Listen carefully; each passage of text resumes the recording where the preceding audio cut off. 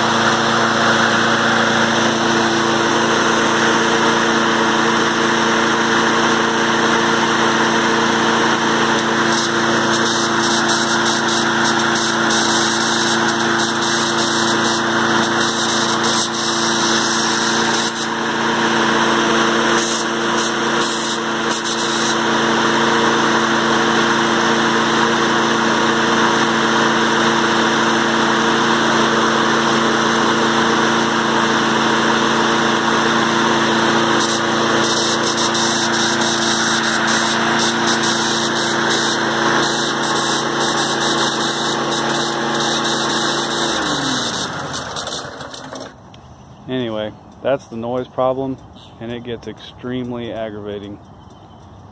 So if anybody knows what it is, please let me know, especially if you know how to fix it. Thanks.